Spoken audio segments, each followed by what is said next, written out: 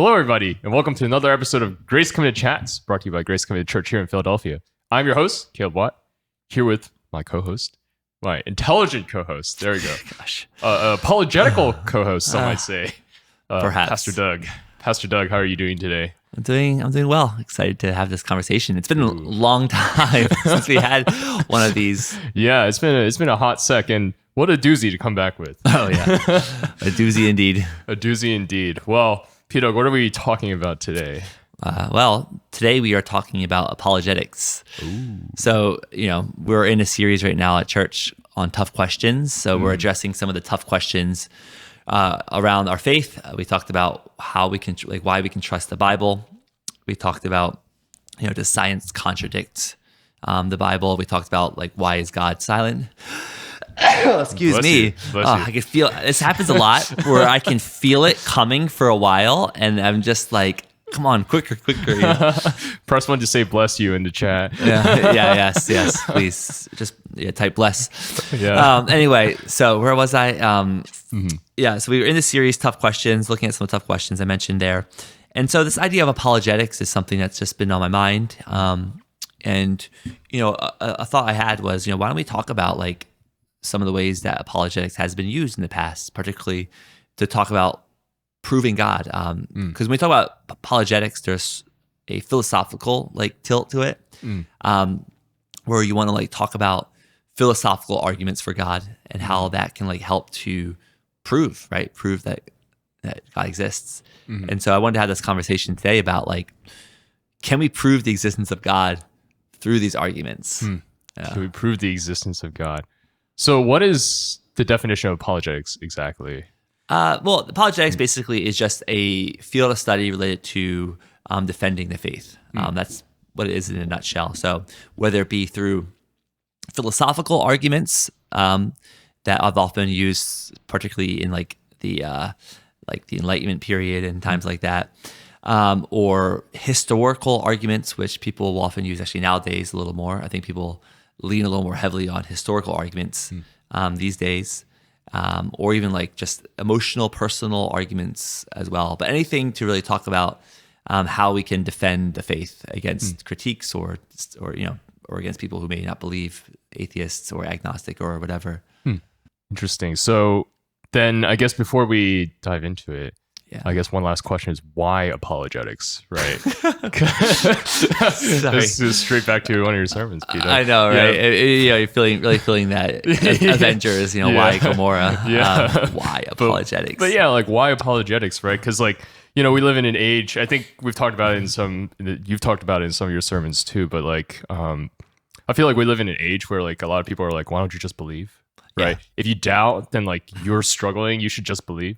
So why apologetics, I guess? I think it's a very postmodern thing, right? The idea of it's just like faith. And so you might as well just believe and not worry about other things. There's our culture is very good at just bifurcating our minds, being I have my faith, but there's a part of me that probably doubts and I don't want to think about it. And so that will be my science brain or my, my school brain or my work brain or just my life brain, right? So we can easily just divide our brains like that. And I think it's very a postmodern thing, going all back to Kierkegaard and his whole leap of faith type thing, right?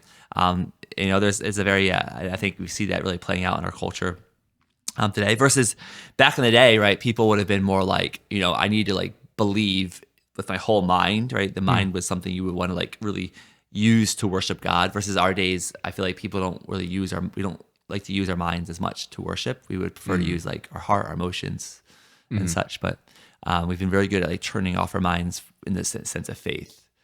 So you're right. I don't think it's something that is as prevalent. And I think it's even harder these days to use traditional apologetic methods to talk about faith with others because we live in a world where people have alternative truth, alternative facts, right?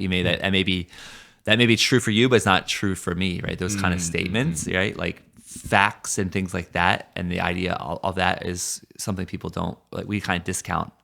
And I think there's a healthy side to that, right? Because, there's a lot of biases that are in any argument for God. Any logical argument for God has biases. Any fact that has biases, eyewitness biases and all that, right? And so there is a healthy skepticism that's necessary, but because of that, we've become very kind of dismissive of these kind of approaches to talking about God. I see. So then, I guess one last question. Even though I said one last question earlier, It's all right. We have a lot of questions. we to have a lot of ask. questions. Yeah, that's why we need apologetics, right? So then, how do we overcome the biases, right? To be able to take like a honest look, right, at like these sorts of arguments. I think we need to learn that we don't put all our eggs in one basket, right? I think there is a very healthy aspect to our current culture's idea of experiential faith that's so necessary versus the more like 100 years ago, very heady type of faith, right? We need the experiential faith too. But we're always so like falling to extremes, right? It's either like all head, all experience, but I think we need to learn to appreciate the way all these things can work together, right? That these arguments for God, right, that we'll talk about now, they help to stimulate our brains a little bit and say, oh, actually, no, there is a reason I can have confidence. Versus, I think a lot of believers, especially young believers, just push the doubts into like a dark closet in the back of their minds, right? But I think it's okay for us to bring up those doubts, talk about it, and see that we can have some level of assurance. But at the same side, we still need to have like the experience, right? So I think we can learn to like bring these things together. Like in a radical middle. In a radical middle. Whoa, yeah. I can see you like thinking about that.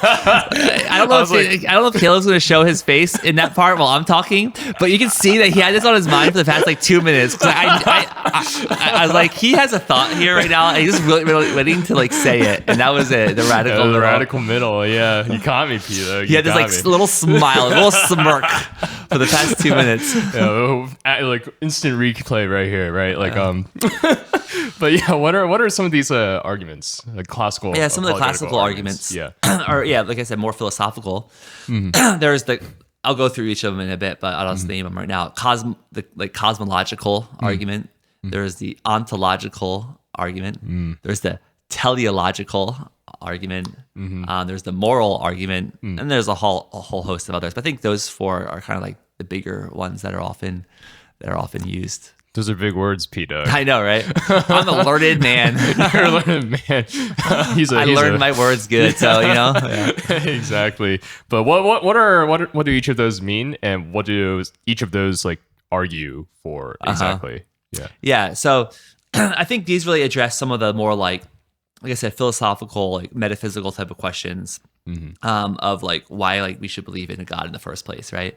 I don't think our brains, especially in our culture, again, we don't really go to that side too often, right? We're in a very more like sense-based culture, right? It's really about the senses, about appealing to experience and all that, versus thinking about those type of things. But I think they're helpful for us to like take ourselves out of that, like what I can see and feel, touch, right, and to think about the bigger things. So just to go through each of them, the cosmological argument is basically that like if you look at the cosmos, the universe, and how things are created, like everything starts from like everything needs like everything has like an action that leads to it. It's like a cause and effect, right? Like why are there planets, right? You know, there was a cause to why there's planets in our solar system, right? Why are there suns? Why are there solar systems, right? And if you keep going back, then you know, what is the first cause of the universe to be created? And then ultimately, like they say, like if everything is cause and effect, then what was the initial cause? Because you can't go on forever, right? Like how could there be, like eternity is not something that is feasible in a purely natural world, right? Because everything always needs a cause and effect, right? You just can't, you logically just can't go back forth in a natural world into eternity. And so if that's the case, then there must be something infinite, right? That's beyond what is finite. And, you know, that really, and, you know, philosophically, then that can be God, right? God is the first mover, right? That's often what the cosmological argument will be like, who was the first mover? It's God, right? He was the first cause. I see. That set the world, that set the universe into motion, right? So that's just like by series of cause and effect. It's not necessarily even like talking about like I guess intelligent design is like another argument that comes to mind. Does it fall under this blanket? No, that doesn't fall under cosmological. That often will fall under the teleological. Okay. So the teleological argument, teleological comes from like the Greek word telos, which means purpose or end, right? Like tetelestai, it is finished. Right? The same root word, that's like what Jesus said on the cross, right? But so basically the teleological argument is that when you look at the universe, and especially look at like life, there seems to be purpose, right? Everything seems to be progressing, right? And when you especially look at like the way like the world is arranged, everything just seems so perfect, right? The earth is the perfect distance from the sun for life to be formed, right? And all that kind of stuff, right? The way the universe is formed, everything had to be perfect for it to be what it is. And everything seems to be working like with a purpose. Obviously, everyone can name things that seem purposeless, right? Sickness, catastrophe, those kind of things, right? People often point to that, but obviously those are important things. And if you're going through that, that's really real. But the reality is those are more like the fringe. So the world, you can see, when you look at the world and the universe, you can see a telos, you can see an end, a purpose to it. And so and the end, the purpose is given by a creator. And that's where like the idea of like intelligent design comes in. Like there seems to be a design and a purpose inherent in the universe and particularly in our world and in life. And so people say, well, if there's a purpose, that means it was created purposefully by someone who has intelligence, and that would be, philosophically, then that lead us to believing that God is that creator. I can see like a pretty like common pushback would be like, how do you know that there's like purpose, right? How are we not? How do you know we're not inventing a purpose for ourselves, right? Or trying to make order out of something just like disorder? Yeah, I mean, that's where that argument falls short, because like you can find lots of things that lack purpose. Like why do two solar systems crash into each other, right? Or two galaxies crash into each other, right? Why is there a sickness, right? Why is there like cellular decay and things like that, right? But I think it's just the idea is that you have to look on the whole, right? It's easy to look at the fringes, but when you look at the whole, the fact that the world is continuing, for these like, well, if you, like billions of years, obviously, if people believe other things, but most people believe the world is billions of years old, and you can see that it lasting and growing and flourishing. Particularly, you look on Earth, but obviously there's struggles, different things happen, but there seems to be a purpose there and a design, and so like people will say that that's God. But I agree that argument is a little weaker. It's harder to go through. I think that argument is a little tougher to use in today's day and age, in particular. Yeah. Because it's really easy to pick out the cases where you don't see the purpose or the order. That doesn't mean that like the world wasn't created with purpose, but we also have to realize that the world is marred by sin, right? And so sin has an effect to disrupt, right? I talked about that before, right? There's entropy in the world, right? The spiritual entropy in the world. That's what sin is. It's that spiritual entropy. It's that decay, right? That goes against creation. And so, yeah, makes sense. So in the last two, the ontological and the moral argument. Yeah, the ontological is a very, very heady one. The idea is that like our brains can only think of something that, like, for us to think of something, our brains can only imagine something that like we have experience with in some form or fashion. We can't think of something. It'd be impossible for us to think of anything completely outside of what is like in our senses, right? But the fact that like we can conceive of God, who is so above us and different from us, is proof that God exists, right? And that's basically like, if you can conceive of God, that means that God must exist, because it's like something that God should be something that's inconceivable. But the fact that we can conceive of him, think of him, means that God must exist. Right? That's kind of meta. It's very meta, yeah.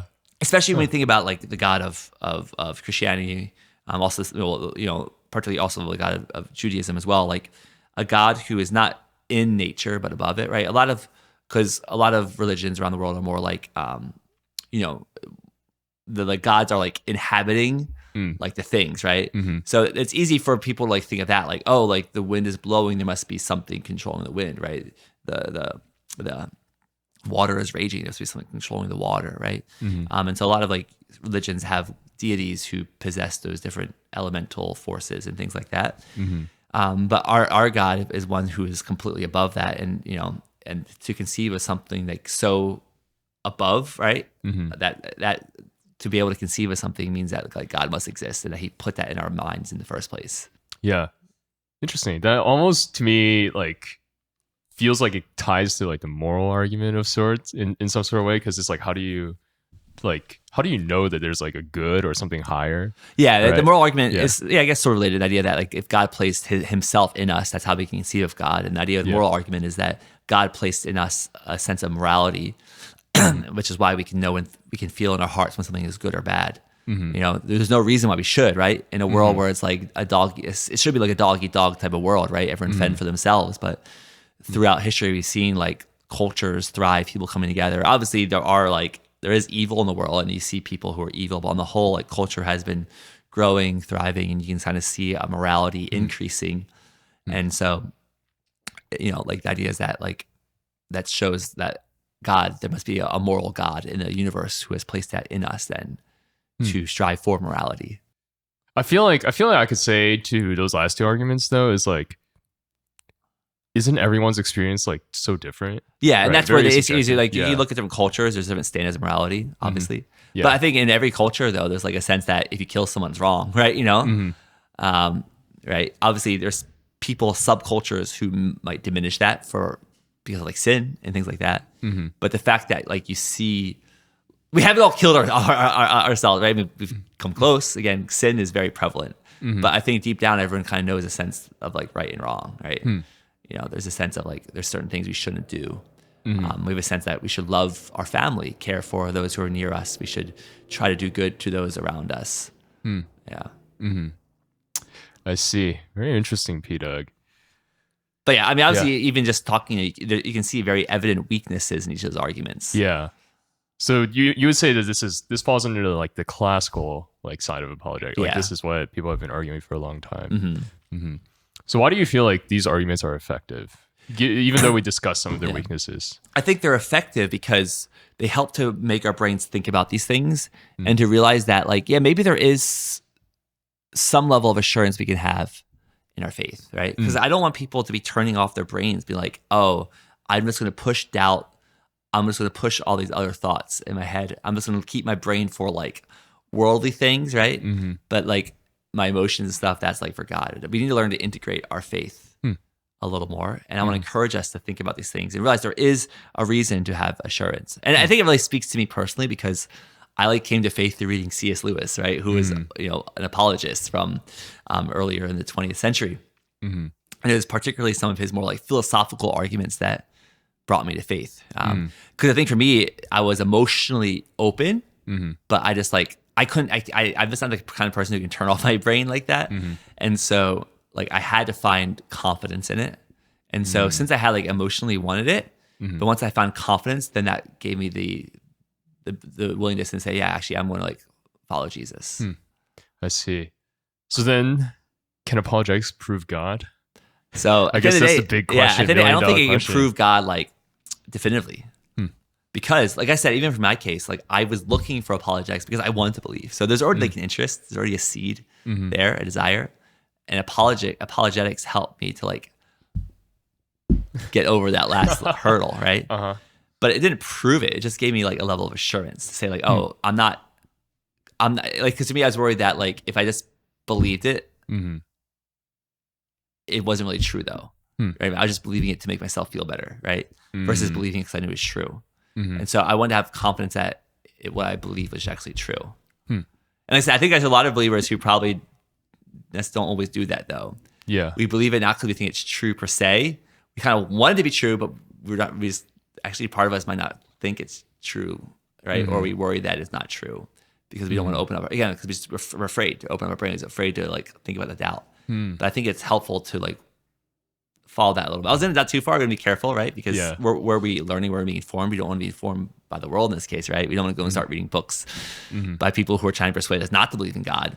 But I think it's helpful for us to open that a little bit to say like, hey, let me turn my brain on a little bit and think about these things. And I think these different apologetics can help to give us a little more assurance if we're willing to like think about it. Yeah.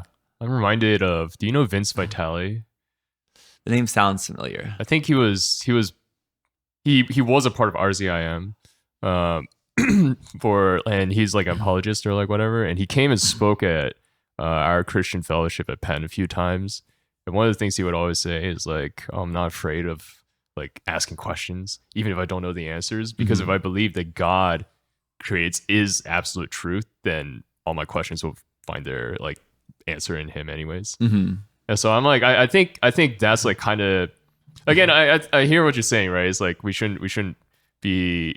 It's the mind is not everything in faith, but it's also a part of faith that is really important. Yeah. Mm-hmm. and I like the thought that like if we seek, right? It's like ask, seek, and knock, right? Mm-hmm. If we seek, then we can have faith also that God will provide the answers. Yeah. Mm-hmm. So apologetics, P-Doug. Yeah. There's a cursory overview.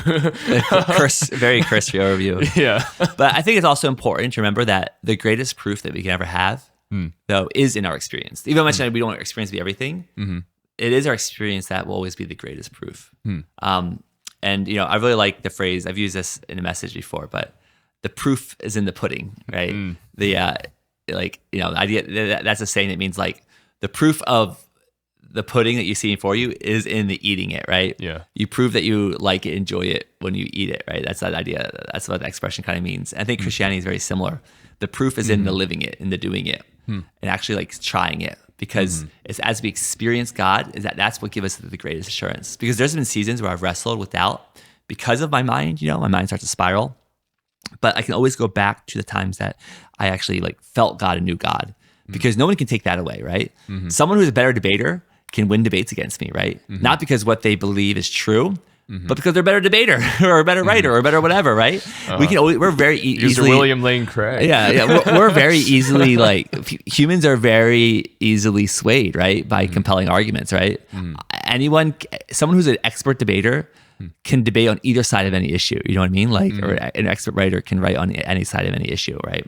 And so we gotta be careful about always allowing like other voices to like impact us. Obviously, again, we want to learn, we want to be curious, we don't turn our brains off.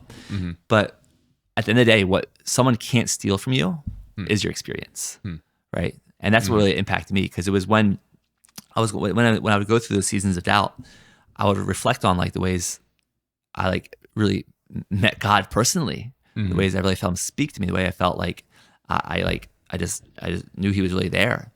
And no argument can take those experiences away from me.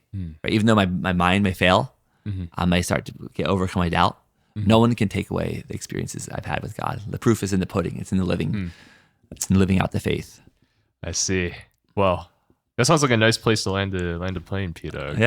Yeah. How should people, if people want to learn more about these arguments, what do you suggest is a good way of going about that? I would suggest like looking up books that go through arguments, but I would encourage more like from the Christian end, just because again, you don't know what the angle is of others who are writing it. But I think there's plenty, but I can't name any off the top of my head right now. I should have, I guess, been prepared with the book or something. Show But notes. I will say C.S. Lewis, Mere Christianity, always the best place to start. My favorite book, one of my favorite books, Mere Christianity. I think The Reason for God is a great book as well by Tim Keller, especially for the more like, contemporary mind. And I think those two books are really good starting places. But yeah, just like Google, look for books on classical arguments, things like that, if that's something people are interested in. I see. Well, yeah, I have no other thoughts, no other comments. I think this has been interesting. Yeah. Well, I guess the last thing is, don't be afraid. Don't turn off our brains. Let's be willing to like explore doubts, because if you just keep pushing them out, at one point they explode and then we won't know how to deal with it. And I feel like I've seen it happen. Reality is people who seem like they're really strong believers, but they're harboring these doubts. But over time, it's built and built, and boom, and then suddenly like they completely turn away. It's like so surprising because they never felt safe sharing, and they never felt safe exploring or questioning. But like we should feel safety to explore our doubts, particularly in the church. Like if we're not going to do it in the church, where else are we going to do it? YouTube? No, please don't. Let's do it together. It's TikTok, Peter. Oh yeah, TikTok. Even worse. But anyways, thanks for joining us today for this episode of Grace Covenant Chats, brought to you by Grace Covenant Church here in Philadelphia. If you're new here, go check us out at philly.gracecovenant.net and join us on Sundays for service at Meyerson, where we're going through, I forget the sermon series. Tough questions. I went to FAQ first. I was like, wait, that was last time. This is not. Anyways, they're very similar though. Yes, it is questions both ways, but we're going through our tough questions series. So if you want to hear more stuff that's like this, join us. Tune into our live stream, and we will see you next time.